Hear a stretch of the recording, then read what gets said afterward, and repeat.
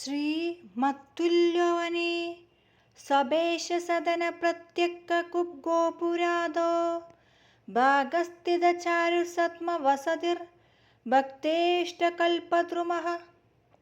नृत्तानन्दमदोत्कटो गणपतिः संरक्षदातो निशम् दुर्वासप्रमुखाखिलकिवि विनुत सर्वेश्वरो कोव्यः श्रीमत्तिल्लवानिथं पुरवरं शुल्पावुकं प्राणिनाम् इत्याहुर्मुनय किलेति नितरां ज्ञातुं च तत्सत्यताम्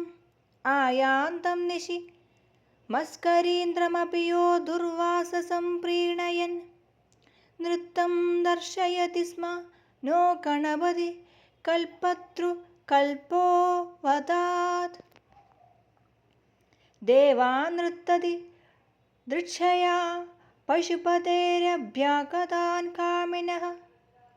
शक्रादीन् स्वयमुद्धृतं निजपदं वामेतरं दर्शयन् दत्त्वा तत्तदभीष्टवर्गमनिशं स्वर्गादिलोकान्निभुः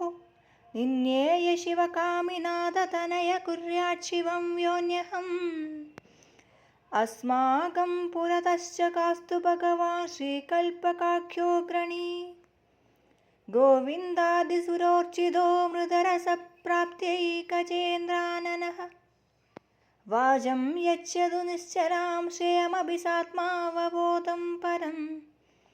दारान् पुत्रवरांश्च सर्वविभवं कात्यायनीशात्मजः वन्दे कल्पककुञ्जरेन्द्रवदनं वेदोक्तिभिस्तुल्यभू देवैः पूजितपादपद्मयुगलं पाशश्चिदं प्राणिनां दन्दादीनपि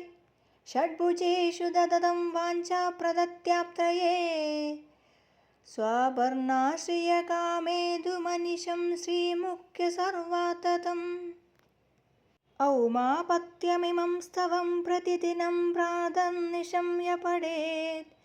श्रीमत्कल्पककुञ्जराननकृपाभागवा लोकानरः यं यं कामयते चन्दं तमखिलं प्राप्नोति निर्विघ्नतः कैवल्यं च तान्तिमे वयसि तत्सर्वार्थसिद्धिप्रदम्।